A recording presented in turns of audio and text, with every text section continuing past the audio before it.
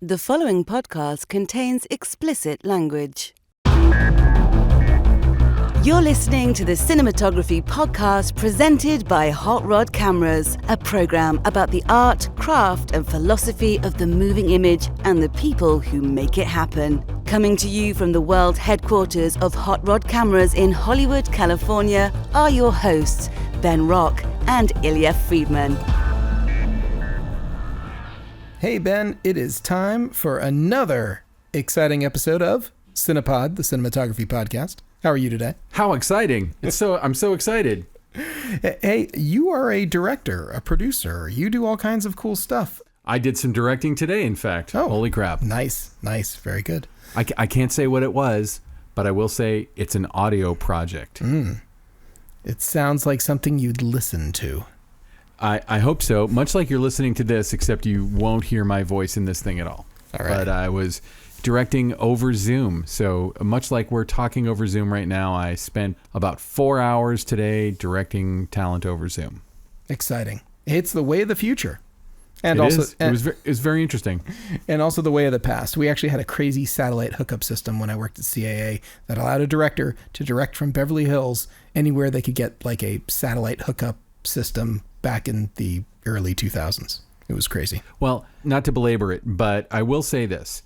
It would be good to be in the recording studio if I could be right in the control room or right in the booth with the actors. But because of COVID, they all have to be in separate booths anyway. So even if I was at the same facility, it's actually more convenient to do it over Zoom because I could talk to more than one person at the same time, and I can close my eyes during the take and listen to their performances. And it doesn't even occur to you that they're not in the same place, and part of that is because they're really good actors. Nice. That's great. Hey, who's on the show today? Jay Rosenblatt is on the show today. So Jay Rosenblatt is actually my first university film production instructor. He taught me Super 8 filmmaking way back when. And Super 8, way cool. Yeah, exactly. And while not a household name, he's got an impressive filmography. He specializes in art films, so some might call them experimental, but they range you were into... you went to school up in the Bay Area, correct? I did. I went to San Francisco State, and Jay used to teach there once upon a time. He's since now moved on. He's now the program director for the San Francisco Jewish International Film Festival. And I ran into him 2 years ago. This is a slightly dated interview at CamerImage, or CamerImage as it's known. And this interview has been sitting in sort of like the wings for a long period of time. And I'm glad that we're finally getting to it. I learned a lot from Jay, and I think that actually education is often... well, I don't know. It's often either given way too much importance or not enough importance. And yes. I think that Jay's a fascinating individual and a hell of a nice guy. And it was really great to connect with him and catch up a little bit. And, I don't want to give too much away. I think that if anyone has gone off into the world and had a professor in film, they're probably going to enjoy this. If you ran into your professor years later, which is exactly what happened to me, and had him sit down during the festival at which he was a judge, a jury member at the the preeminent cinematography film festival in the world. And while this interview is a little bit older, it's timeless. We can, it's never been played before, so this is new. And I think that everyone might enjoy the process. And if you don't, let us know that too. We got a few interviews like this that we've been searching for the right moment to bring them out. And it felt like this was a good time right now. Actually, we would have gotten to it sooner, but let me tell you, the pandemic totally threw us for a loop. And boy, we still had a whole bunch of shows to do. And I'm glad that now we're finally getting to Jay, which is wonderful. Yeah, I mean, I think the part that doesn't hold up for me is the part where you talk about how exciting it is to be in the same room, breathing the same air with no masks on. That didn't hold up. No, but this is pre-pandemic, so we don't talk about that in the interview at all. So anyway, so Ben, we were going to talk about AMC for our close focus this week. Do you have a guess of how many or what percentage of AMC's shareholders are what they would call a retail investor, an individual? Do you have any idea how many that is? I wouldn't even know how to begin to estimate anything like that. I know literally nothing about that stuff. Okay. Well, typically there's large institutional investors who make up, the majority of publicly traded companies. Big institutional investors are the people who own it, but not AMC. AMC was essentially on the verge of bankruptcy. They were trading at very low dollar amounts, but there was a huge rally among retail shareholders and it raised their stock price tremendously. And now 80% of their shareholders are individual investors versus institutions. Didn't they get kind of swept up in the whole GameStop thing that happened last summer? They sure did. And they had a real run on their share price, and their share price, they had a huge recovery because of retail investors buying. And they're extremely grateful and have been communicating with their investors. And essentially now they've got a whole list of suggestions that they're seriously considering because their shareholders have told them that they want it. And that includes such fun things as retail sales of their popcorn. So you could buy AMC popcorn, not necessarily at AMC. Like you might be able to get it in a store and make your own AMC popcorn at home. I mean, that kind of makes sense. I mean, if you're watching movies at home, you might want to bring your cinema experience at home to a new level by making it smell like a movie theater. I don't know that AMC would be the exact smell I'd be going for, but I have to say, when I was a kid and I worked at movie theaters, that smell of popcorn, like when I would pop that popcorn, never got tired of it. I always loved when I had to work in the concession stand, popping the popcorn, and I felt like it makes the movie theater feel like a movie theater. So sure, I might buy AMC popcorn at Target and throw it in the microwave. Sure, why not? Do you remember Open Road Films? It was actually a joint venture between AMC Theaters and the Regal Entertainment Group. They might be most known for winning the Best Picture for a movie called Spotlight in 2015. It wasn't that long ago. Oh, wow. But yeah, AMC has kind of abandoned that. They kind of moved out of getting into out of content creation, but their retail investors are encouraging to get back into that. That might be something else that they do. Also, they want them to accept cryptocurrency, which, why not? Yeah, you go to the movies, pay with Bitcoin, and then they also want a rewards branded credit card so that you can go out and make purchases and you can get your rewards back in movies. Which I got to say, it sounds a little bit quaint, all of these suggestions, but for people who are brand loyalists and people who really love AMC, I guess none of this is really too surprising. It's like they want all the things so they can further their AMC experience all the time. Yeah. And the cryptocurrency thing, I mean, even though I have never purchased anything with cryptocurrency in my life, it makes sense. More and more people are using crypto, and why not? I think it's really cool that AMC is not just thinking of it as a fluke, and they're really responding to the people who, saved their bacon and really kept them going. I think that's it's an interesting move from the company, and I can't wait to see what they're going to do next. If only Pacific Theaters had done the same. Womp womp. Yeah. Oh yeah. Okay, so Ben, let's get to the interview with Jay Rosenblatt. All right. The Cinematography Podcast Interview. Jay Rosenblatt, thank you very much for coming on the Cinematography Podcast. My pleasure. Jay, I want to share with you my first memory of you. For our listeners, Jay was my very first film production teacher at San Francisco State University in the fall of 1993. And Jay had a very interesting way of introducing the entire class to himself and what we were going to cover in this semester. And you walked into the room, and I don't even know if you said your name first, but you said, this is 308 Intro to Super 8 Filmmaking. And there's something right off the bat that you have to know. Student films are only one of three things.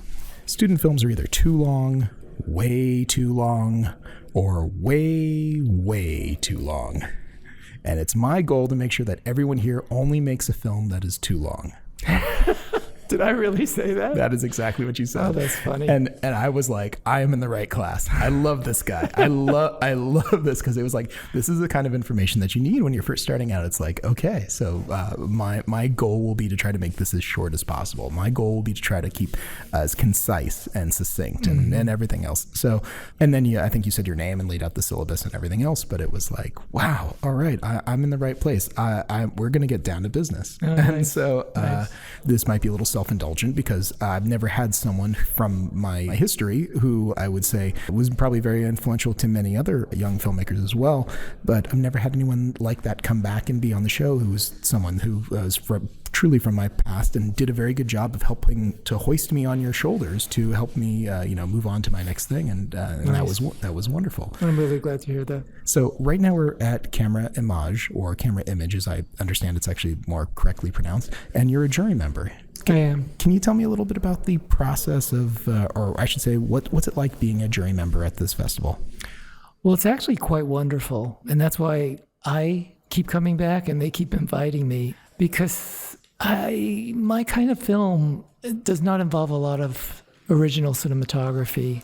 Some do, and I sometimes shoot or sometimes I work with a cinematographer, but it's really not my style for the most part.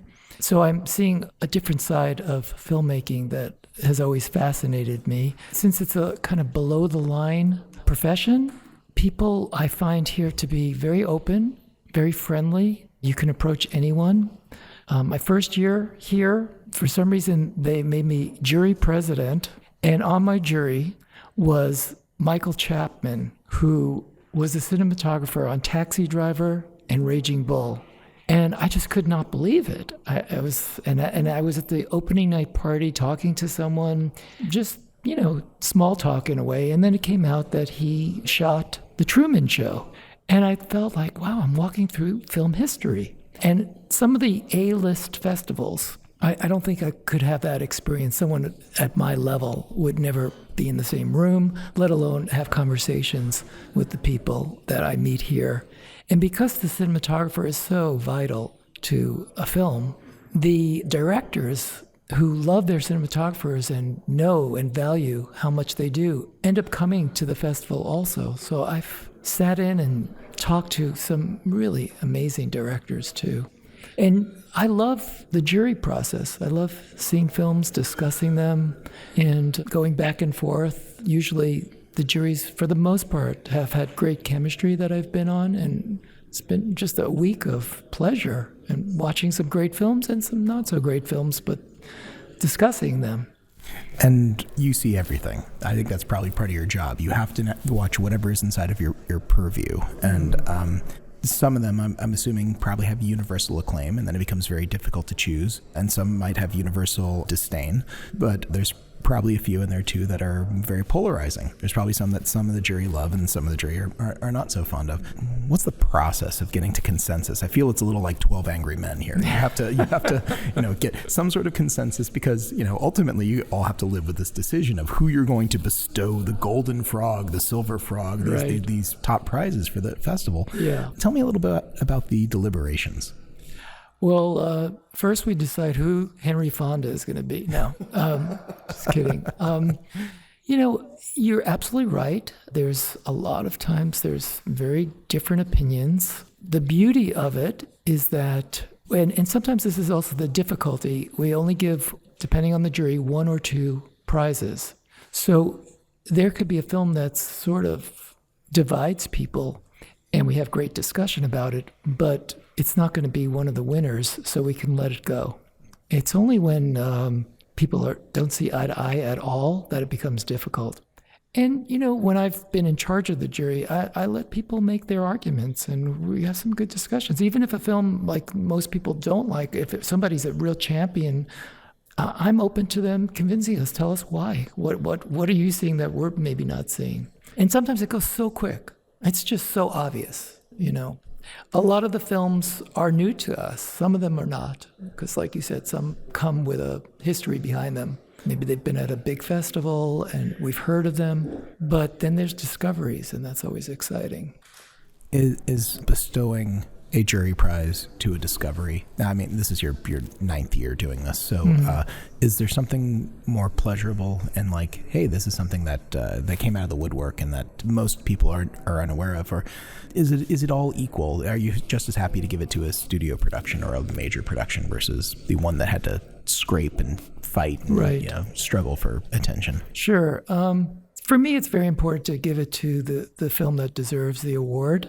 So some of those factors, I try not to let them influence at least where I'm coming from in my vote. That said, it is very pleasurable to discover a film, to give it to a young filmmaker who is not really expecting it necessarily, and who the award could mean a lot to their career, whereas, a film that's already been awarded a lot, this award may not be the same. Although, if it's a great film, it deserves multiple awards. So I don't think you should ever take into account those kind of more political aspects, because I don't know, it just doesn't feel right to me. Maybe some people would bring more of that in. I wouldn't hate for it to hurt a film because it is a really great film that's won a lot of awards. But when we give it to someone that's maybe from a country that's underrepresented, or a woman, or a diverse filmmaker, it means a lot, and it's really exciting to be able to do that. And this is a little different too, because we're not giving it just to the best film. We're giving it to the best cinematography within the best film, if we can bring those two together. So you might see a film that is just, let's say, gorgeous, and that's in the eye of the beholder. But if the film's not working, it's not going to get the award, or any award, pretty much. That's been my experience. It really has to be a concert then of both a great movie, and it has to look fantastic as well too, in order to receive the award. There's not someone that just goes, it's all beauty and no substance. No. That's okay. It's got to Absolutely. check all the boxes. It has to hold together, and the cinematography has to be in service of the effectiveness of the film. You can imagine almost a film, for instance, that maybe has gorgeous cinematography that actually detracts from the film because it calls too much attention. Let's say it's a gritty story that is, I'm just giving a hypothetical there. You don't have to name any names if you don't want to, but no names. No names, but we've all seen that movie. We all know exactly the movie you're talking exactly. about. The visuals don't pay tribute to everything else that's going on, even if they're very lovely. Mm-hmm. So, okay, so it sounds to me like you want to be very egalitarian. And I know it's difficult to necessarily recognize our own filters, but do you feel like you have a particular type of project that makes you interested? Or I'm not asking for any insider information or which way you're going to vote here, but sure. What's your own filter? What are you looking for when you're looking to judge these movies? Well, personally, I like something that is breaking some new ground, something that I could say, wow, that was pretty original. I haven't quite seen anything like that. Sometimes it's the subject matter that is just like riveting, and the filmmaking doesn't get in the way. And sometimes it's technique and formal aspects that I just find, well, I haven't seen anyone quite do that. And that just gets me really excited. And that's, I think, more possible a lot in documentary than in fiction film. Fiction film can do that, what I'm looking for. But there's also this formulaic aspect that I find tedious after a while. So I like films that break new ground, to put it in a nutshell. It's a high order, I realize that. But it doesn't have to be, like the greatest film ever. It could just be something, they're doing something different. Oh, innovation is really important. Yeah. I think that if you are innovating, you're bringing new people in, and you're bringing, you are breaking new ground. And I don't think there's anything wrong with putting a priority on that, because and especially in the documentary space, there's a lot of actual innovation that's going on between the sort of verite style or more of the reenactment style and all the other stuff. How they work together. Oh, absolutely. Yeah. And it's definitely, when I say innovation, I'm not really talking about technical innovation. That's not my thing. No, you're talking about innovative storytelling. Yeah. You're talking about the innovation that... How do you get through to people? How do you get them to feel and really have a relationship with what we're watching? Elicit a visceral reaction. Mm-hmm. Yeah, that's sort of what makes great art, though, too. It's like when you look at something and you immediately have an emotional response to it. Mm-hmm. And that could be something that's printed on a page. It could be a sculpture. It could be any sort of video, film type of project. But something that leaves you feeling. Maybe it's a good feeling, maybe it's not a good feeling, but I agree. I think that if you have a visceral reaction to it, you've won on some level. And I think that, boy, there's nothing worse than milk toast. There's nothing worse than why? Yeah, why do we need to do that again? And if you can bring that to the discussion, if you can bring that to the experience, how much better are we all for that? Yeah, absolutely. I agree.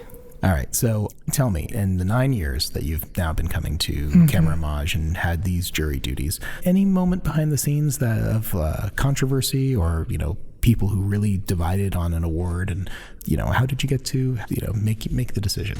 Well, I mean, ultimately, it is a democratic process. So if it's very divided, it's, majority rule. And again, when I've been the jury president, I try to compensate the people that maybe didn't get their choice with maybe the honorable mention might, they might weigh in on that more. To be honest, there's horse trading sometimes. It's like, I'll give you this, that kind of thing back and forth. And it's also the personalities of the jury. Some people are much more flexible and go with the flow, and some people are more rigid and they really want their way. And you have to it's kind of an art in itself, just coming to some sort of decision where people feel, for the most part, they can get behind it.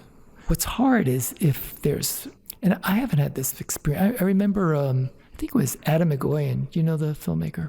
He's very a much, friend of mine, and he was telling me he was on a jury, and he felt really bad at the end because they ended up selecting what was everyone's second or third choice because they could not decide on the top prize, and there people had very strong feelings on what was number one. And that's tough because some great films are very polarizing. I mean, that's one of the reasons they're great. People love them or hate them. Something that's, like you said, milquetoast, or something like kind of appeals to people is not always great art. So yeah, there's a lot of variables that come into play, and there's different methods of coming to the decision. Sometimes people are scoring things and adding them up, and each jury is unique and different. I often suspected that there might be horse trading going on. Thank you for confirming that. It's like sometimes when awards at any festival or in anything really, for that matter, come out, I think there's sort of a collective yeah, I can see that. Or there's a collective sort of head scratching of how did that come to be? But I don't think you actually really know unless you're in the room, as you're part of the jury, and you have to figure that all out. And it's kind of etiquette not to let that out. Yes, yes, of course. It's not fair to the filmmakers. Nobody wants to win a prize for hearing that. People didn't love your film. You were everybody's second choice. I have, being on both ends, having had a lot of films in festivals and having them judged. I had this experience once where one of my films got an honorable mention, and the jury decided that no film was worthy of the first prize. Wow. I'd never heard of that. And I thought, that's outrageous. If you gave my film the only award, then shouldn't you be a first prize? It was the best film of what you had. Yeah, we didn't think anything met our standards. Exactly. It was so arrogant. Wow. And that really, I thought, no, and it was called best in category. So they're looking for something, a perfect film or a film they think should have been made, but this is what was there. And it was a valuable experience for me now, especially being on a lot of juries. And occasionally someone says, I don't think we should give any prize because these films were blah, blah. I said, no, sorry. Wow. I've been there, and that is not going to happen. Jay, this has been such a delight. I've really enjoyed chatting with you here about this. Where can people find more about the film work and stuff that you're doing? Do you have a website or social media or something like that? I'm not big on social media, to be honest. You know what? I will say that most of the people who come on our show are not, actually. It's very, very typical. Yeah. People who seem to have careers and things and stuff don't, they're busy. They don't need to be doing social media every moment of the day. Yeah. But I have a website. It's Jay Rosenblatt Films. It's my full name, with films with an S.com. People could see what I've done. And also, this is a wonderful festival. They can check that out. Camera. You're right. I for years coming here was calling it CamerImage because it sounded good. That's right. Lots of people said that. It's very pretentious. And then I was at one point corrected, saying, actually, they call it CamerImage. Yes. The American influence. I was going with the French. It sounds so dramatic when it's CamerImage. Yeah. It sounds exactly. it's a thing. When you say it's camera image, it's like, what? What's that? So no, but that is correct. That is what the correct pronunciation is, just like this, like you mentioned there. So, Jay, it's been wonderful. Thank you so much for coming on the show. Illya, it's been my pleasure, and it's so good to see you after 20? Like 27 years. 27 years. Oh my God. Oh my God. I know, it's a long time. Good luck to you. Thanks, and to you. All right, that was Jay Rosenblatt. Jay, thank you so much for your patience in getting this interview out there and for coming on the show. It was really wonderful and spontaneous for you to sit down for a few minutes and hash it up about the old days and the new days. Awesome. And everything in between. So Ben, guess what time it is? I believe it is time for some ice cream. You know, this is terrible. I should never even ask because you know exactly what time it is. It is bill paying time. Time to pay those bills. And you know what? We should actually throw a quick shout out to Assemble.tv. If you go check out Assemble and you like it and you sign up and use the promo code Cinepod, CINEPOD, you can get a free month on us on the Cinematography podcast. And it is a really cool service. And I know, Ben, you've got some strong feelings about it. Why don't you let our listeners know what's so awesome about Assemble? Well, it's basically like a cloud-based production binder that has every piece of information you could ever need in it, and it is completely shareable with people who don't have to sign up for Assemble.tv. So you can share your auditions, you can share edits, you can take comments on edits or auditions or anything else, locations from people outside the Assemble world, but you can have all your stuff in a convenient, organized thing. And I think the thing that blew my mind the most was I don't know what they call it, but it's like a timeline-based calendar that was like one of the easiest calendars to look at an overview of a production. For that alone, I think it is worth using. But if you're hearing the sound of my voice and you're about to do a production of any size, hey, if you're going to do a production that's going to take you under a month, our free trial will cover your whole production. And I think you'll agree after 5 seconds of looking at this thing that it is far superior to anything else you could do. And really affordable. You only need one license, really. No, you don't have to have every member, subscribe to this. It's just one. Yeah. Yeah, exactly. The main producer or the main director on the project can be the subscriber, and everything can kind of go through them. And I'm just blown away by all of the massive feature set and how comprehensive it is. And, to me, the number one thing when you're doing a production, as I am doing one currently, is like to have all your information in one place so that you're never like, hey, was this in an email? Was that in a text? Did I have that asset on Vimeo or Dropbox or blah, blah, blah? Like, it's so amazing to have everything in one place and all the communications in one place and all the notes in one place so that nothing falls through the cracks, unless you wanted to. And even then, you still have it in one place and let it fall through the cracks, which I totally do. We also got to thank our good friends at DZO Film. DZO, makers of extremely high quality, low cost, sort of entry-level professional lenses. And I want to talk just briefly about their Vespid Primes, which are really fantastic, very small, very lightweight lenses. And they're fast. They're all T21. They all cover full frame. And and they all are about the size of a can of Coke. So if that is interesting, it's worth taking a look at the Vespid Primes from DZO. They are in stock at Hot Rod Cameras and available for demo. And I highly recommend that people put them up next to a lens that they're familiar with. And in fact, they could go to Hot Rod if they're in LA and do that at your place and get a free T-shirt. That's true. You can come in and you can get a free T-shirt, and you can also check out some cool lenses. And they're available in 7 lens sets and 6 lens sets. And ask for me and check out some fun lenses. You'll see what's cool about them. DZO, can't wait to look at those, man. Yeah, you got to come in one of these days. I do. I need to go places. And now, short ends. All right, so Ben, it is our famed short end time of the show. What is your short end this week?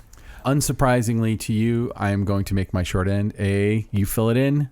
Podcast? Correct. Oh, man. It's another podcast.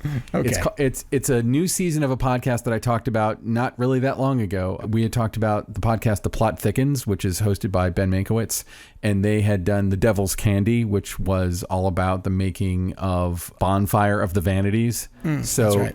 They dropped their new season. It started a few weeks ago, and I started listening to it, and it is about Lucille Ball. The whole season is about Lucille Ball, and I knew I Love Lucy, and I knew some of her later shows, but like the whole story of Lucille Ball is just fascinating.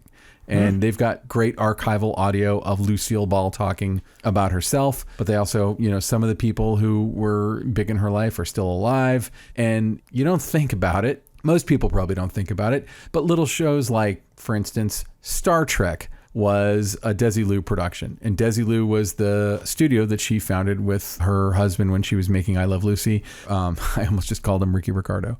Desi Arnaz. Yeah. And by some accounts, Desi Arnaz kind of invented modern television. And he did it sort of on the talent of Lucille Ball. It's pretty amazing.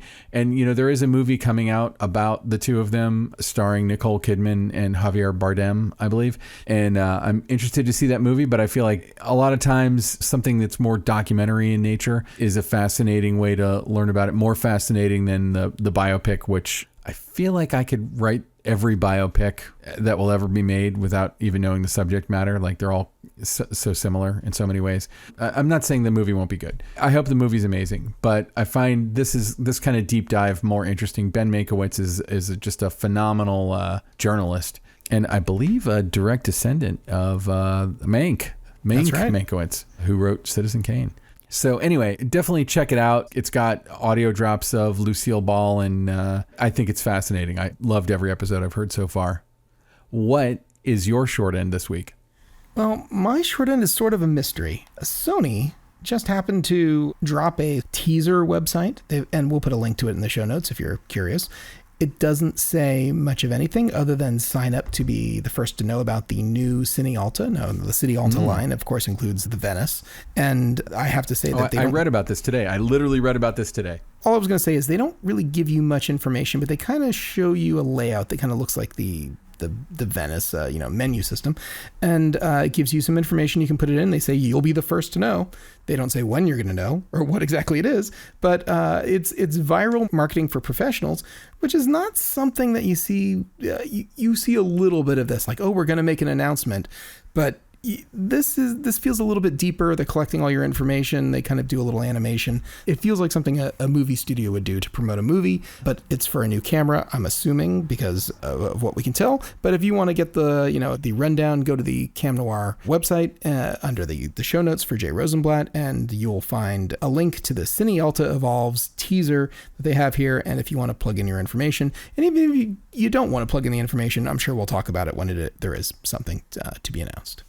Yeah, I saw a web. I forget where I came across it, but I stumbled across a website that was like, "Are we about to see the Sony Venice 2?" And I'm like, sure. You know what? I kind of don't think so. I think it might be something like between a Venice and an FX9. If I was a betting man, that's where I would place a bet, somewhere below a Venice. I think they're going to call it the Sony Mar Vista.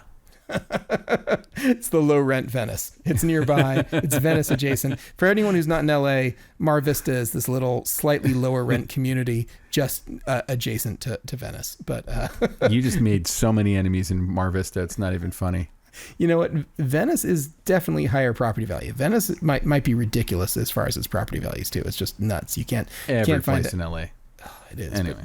But Venice used to be a cheap place, but not anymore. Definitely not anymore. I'm always impressed with Venice in that it's a place where like you can walk past a $20 million mansion and then like past a series of apartments that are like, 200 square feet inside. But they're still millions of dollars.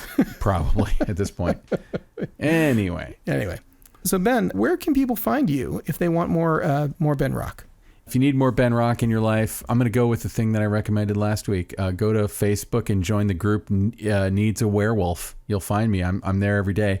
And we're pitching regular old movie ideas about, like movies about people doing stuff that desperately need werewolves in them.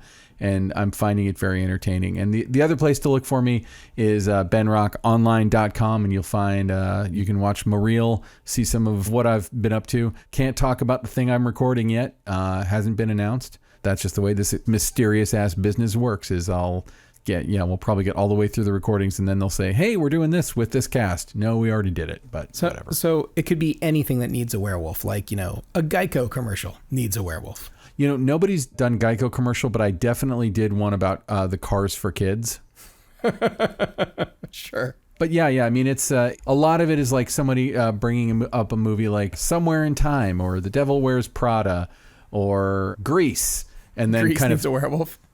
And then pitching like the story of Grease, but with a werewolf. And some people are going so far as to like Photoshop a werewolf into the poster.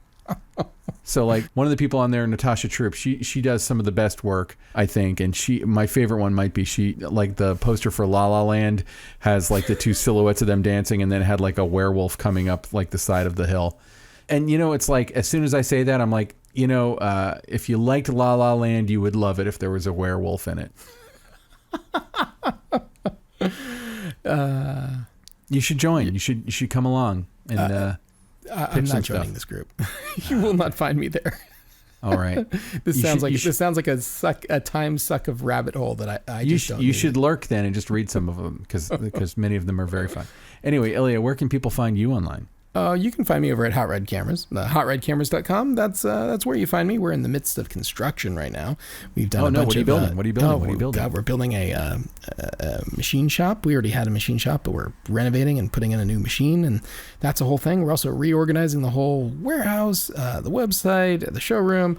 Basically, we've taken the last couple months of this year to do a bunch of infrastructure stuff, and so if you come and visit right now, we're in a little bit of a state, but hopefully by Monday that will be fixed. So is it Infrastructure Week?